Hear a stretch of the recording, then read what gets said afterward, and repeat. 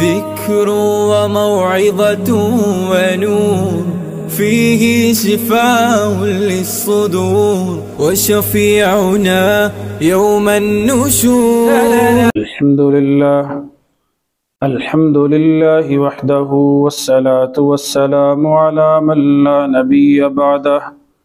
أما بعد فأعوذ بالله من الشيطان الرجيم. بسم الله الرحمن الرحيم.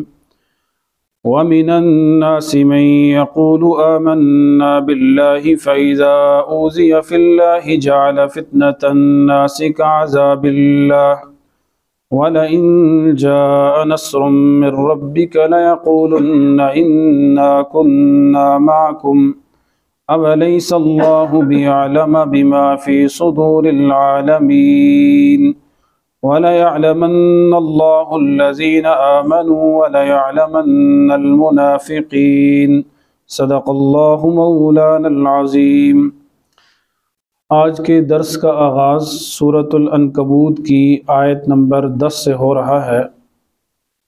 اس سے پہلے آپ نے سورت کے بالکل آغاز اور شروع میں سنا کہ اللہ تبارک و تعالی نے ارشاد فرمایا کہ جو لوگ ایمان لائے ہم ان کو آزمائیں گے اور ہم ان کا امتحان لیں گے، اور پھر جو آدمی اپنے امتحان میں پورا اترے گا تو فرمایا وہ کامیاب ہوگا، اور جو اپنے امتحان میں پورا نہ اترا تو وہ کامیاب نہیں ہوگا۔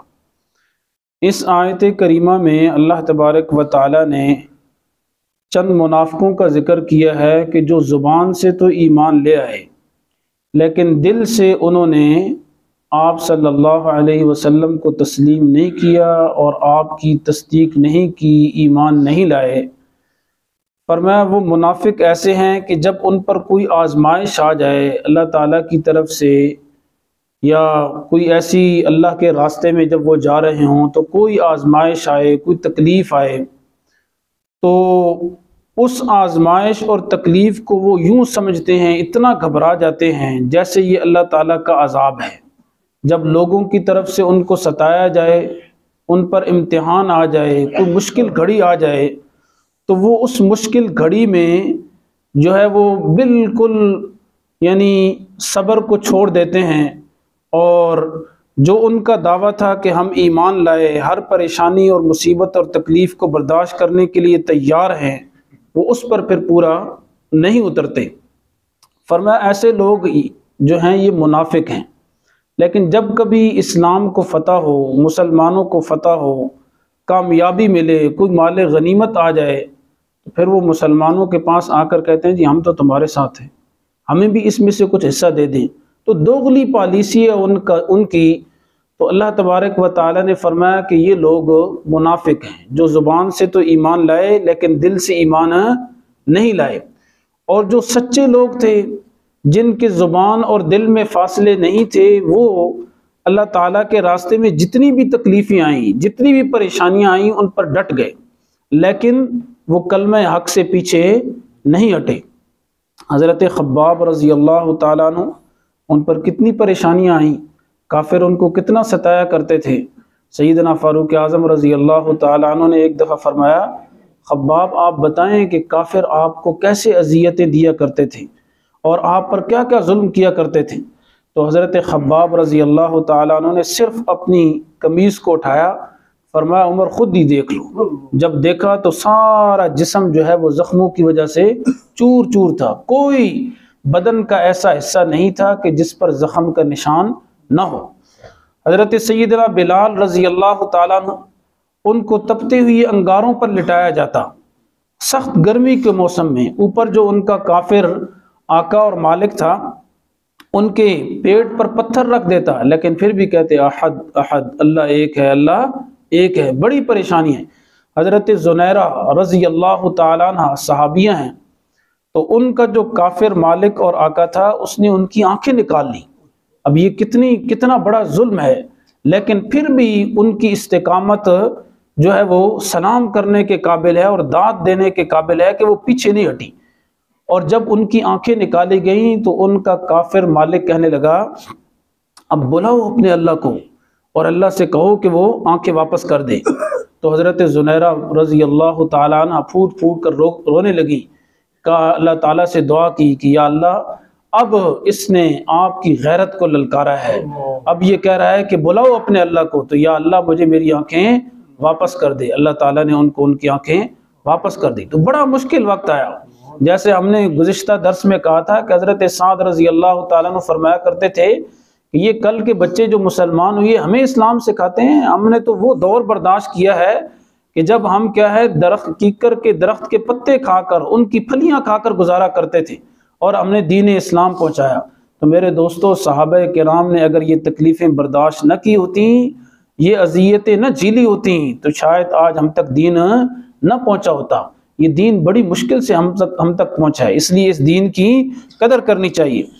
فرمایا وَمِنَ النَّاسِ مَن، اور لوگوں میں سے کچھ وہ ہیں یقول آمنا باللہ، جو کہتے ہیں کہ ہم اللہ تعالیٰ پر ایمان لائے، فَإِذَا أُوذِيَ فِي اللَّهِ، لیکن جب انہیں اللہ کے راستے میں کوئی تکلیف پہنچائی جائے تو جعل فتنة الناس كعذاب اللہ، تو وہ لوگوں کی آزمائش کو اور لوگوں کے فتنے کو یوں بنا لیتے ہیں کعذاب اللہ، جیسے یہ اللہ کا عذاب ہے، تو لوگوں کی آزمائش کو اللہ کے عذاب کی طرح بنا لیتے ہیں۔ فرمایا وَلَئِن جَاءَ نَصْرٌ مِّن رَّبِّكَ، اور اگر تیرے رب کی طرف سے کوئی مدد آ پہنچے، کوئی فتح آ پہنچے، کوئی مال غنیمت آ جائے، لَيَقُولُنَّ، تو یہ کہتے ہیں منافق اِنَّا كُنَّا مَعَكُمْ، جی ہم تو تمہارے ساتھ تھے، ہمیں بھی اس میں سے کچھ حصہ دے دیں۔ فرمایا اَوَلَيْسَ اللَّهُ بِأَعْلَمَ، کیا اللہ تعالیٰ نہیں جانتا بِمَا فِي صُدُورِ الْعَالَمِينَ، جو جہان والوں کے سینوں میں ہے، جو جہان والوں کے سینوں میں ہے، جو ان کے دلوں اور قلوب میں ہے، اللہ تعالیٰ کو سب کی خبر ہے، اللہ سب کچھ جانتا ہے۔ ایک جگہ ارشاد فرمایا یعلم خائنۃ الاعین وما تخفی الصدور، آنکھ جو خیانت کرتی ہے، اللہ تعالیٰ آنکھ کی خیانت کو بھی جانتا ہے۔ جو انسان کے سینے میں چھپے ہوئے خیالات ہیں، جو انسان کے سینے میں بھید ہیں اور راز ہیں، اللہ تعالیٰ ان سے بھی کیا ہے، واقف ہے۔ اللہ تعالیٰ کو ہر چیز کا علم ہے، اس کا علم کامل اور مکمل ہے۔ یعلم ما بین ایدیہم وما خلفہم۔ اس لیے حضرت سیدنا موسیٰ علیہ السلام تشریف لے جا رہے تھے تو دل میں خیال آیا، اللہ تعالیٰ سے پوچھا یا اللہ آپ اپنی مخلوقات کو روزی پہنچاتے ہیں، لیکن کیسے پہنچاتے ہیں، ذرا اس کا مجھے مشاہدہ کروا دیں۔ اطمینان تو ہے، یقین اور ایمان بھی ہے، لیکن مشاہدہ کرنا چاہتا ہوں کہ یا اللہ آپ اپنی مخلوق کو کیسے روزی پہنچاتے ہیں۔ اللہ تعالیٰ نے فرمایا موسیٰ یہ پتھر ہے، اس پہ لاٹھی مارو۔ حضرت موسیٰ علیہ السلام نے اس پتھر پہ لاٹھی ماری، وہ پتھر ٹوٹا، اندر سے ایک اور پتھر نکلا، فرمایا اس پہ لاٹھی مارو۔ اس پہ لاٹھی ماری تو اندر سے ایک اور پتھر نکلا، فرمایا اس پہ لاٹھی مارو۔ اس پہ لاٹھی ماری، وہ پتھر ٹوٹا تو 3 پتھروں کی تہ میں ایک چھوٹا سا کیڑا سبز پتا اپنی زبان میں لے کر زبان حال سے کہہ رہا تھا سبحان من یرانی ویعلم مکانی، سبحان من یذکرنی ولا ینسانی، پاک ہے وہ ذات جو 3 پتھروں کی تہ کے اندر بھی مجھے دیکھ رہی ہے، جو 3 پتھروں کی تہ کے اندر بھی میری جگہ کو جانتا ہے، اسے پتہ ہے کہ یہ کون سے سیکٹر کے رہائشی ہے، کس گلی کا ہے، کس محلے کا ہے۔ فرمایا پاک ہے وہ ذات جو مجھے یاد کرتی ہے اور بھولتی نہیں۔ تو حضرت موسیٰ علیہ السلام نے آنکھوں سے مشاہدہ کیا تو اللہ تعالیٰ کا علم کامل ہے، اللہ تعالیٰ کو ہر چیز کا علم ہے۔ فرمایا ما تسقط من ورقۃ الا يعلمها، دنیا میں کتنے درخت ہیں، اگر پوری کائنات اور دنیا میں کہیں کسی درخت کا پتا گرتا ہے تو اللہ اسے جانتے ہیں۔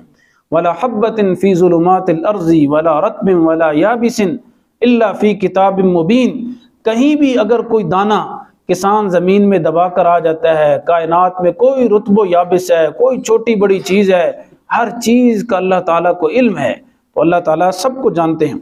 فرمایا وَلَا يَعْلَمَنَّ اللَّهُ الَّذِينَ آمَنُوا، اللہ تعالیٰ ضرور ظاہر کرے گا ان لوگوں کو جو ایمان لائے، وَلَا يَعْلَمَنَّ الْمُنَافِقِينَ، اور اللہ تعالیٰ ضرور ظاہر کرے گا منافقوں کو۔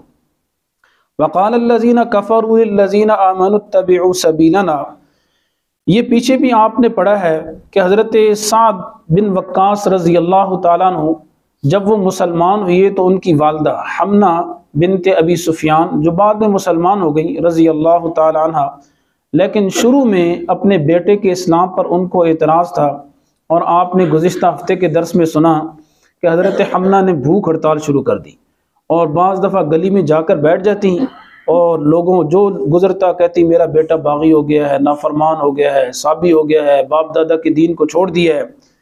تو بہت سارے کافر حضرت سعد بن وقاص رضی اللہ تعالیٰ عنہ کی خدمت میں جو ہے وہ آئے اور کہنے لگے کہ اے سعد، ہاں آپ کی جو والدہ ہے، بوڑھی والدہ ہے، اس پر رحم کرو، ترس کھاؤ، اس کی بات مان لو جی، اور جو یہ کہتی ہے باپ دادا کے دین پر واپس آ جاؤ۔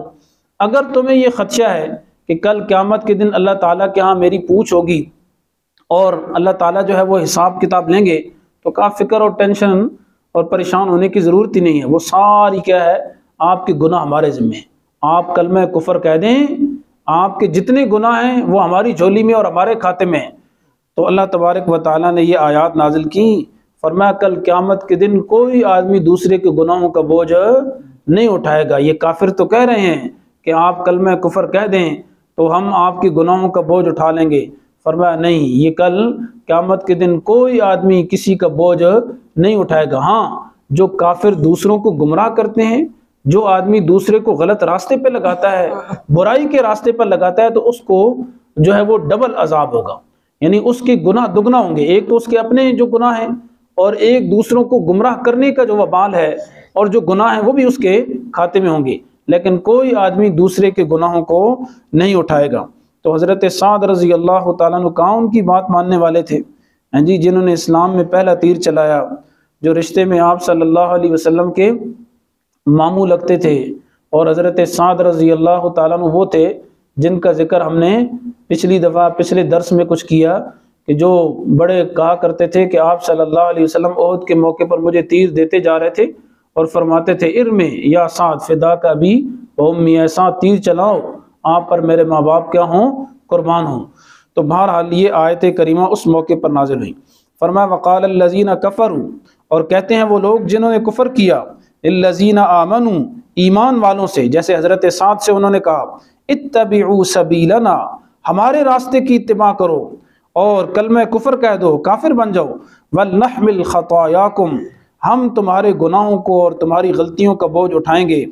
فرمایا وما ہم بحاملین، حالانکہ وہ نہیں ہیں اٹھانے والے، من خطایاہم من شیء، ان کی خطایا اور گناہوں میں سے کچھ بھی، انہم لکاذبون، وہ جھوٹ کہتے ہیں، وہ جھوٹے ہیں۔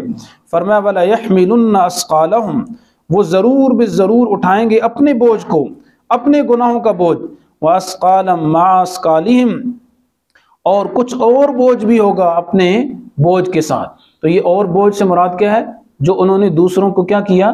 گمراہ کیا، جو دوسروں کو غلط راستے پر لگایا۔ یہ مطلب نہیں کہ ایک آدمی اگر کیا ہے دوسرے کو غلط راستے پر لگائے تو جس کو غلط راستے پر لگایا گیا ہے وہ کہے کہ جی میرا تو کوئی قصور ہی نہیں ہے، مجھے تو اس بندے نے گمراہ کیا ہے۔ تو جیسے گمراہ کرنے والا پکڑا جائے گا، تو جس آدمی کو گمراہ کیا گیا اور جو غلط راستے پہ چل پڑا، گمراہ ہو گیا، تو اس کی بھی پکڑ ہوگی۔ تو فرمایا وَلَا يَحْمِلُنَّ أَثْقَالَهُمْ، اور وہ ضرور بالضرور اٹھائیں گے اپنے بوجھ کو، وَأَثْقَالًا مَعَ أَثْقَالِهِمْ، اور کچھ اور بوجھ بھی اٹھائیں گے اپنے بوجھوں کے ساتھ، ان کے بوجھوں کے ساتھ۔ وَيُسْأَلُنَّ، اور ضرور بالضرور ان سے پوچھا جائے گا قیامت کے دن، عَمَّا كَانُوا يَفْتَرُونَ، جو وہ افترا باندھتے تھے، وہ جو جھوٹ کھڑا کرتے تھے، کل قیامت کے دن ان سے ضرور اس بارے میں سوال ہوگا۔ اللہ تعالیٰ مجھے اور آپ کو جو کہا اور سنا گیا اس کو سمجھنے اور پھر اس پر عمل کرنے کی توفیق عطا فرمائے۔ آمین۔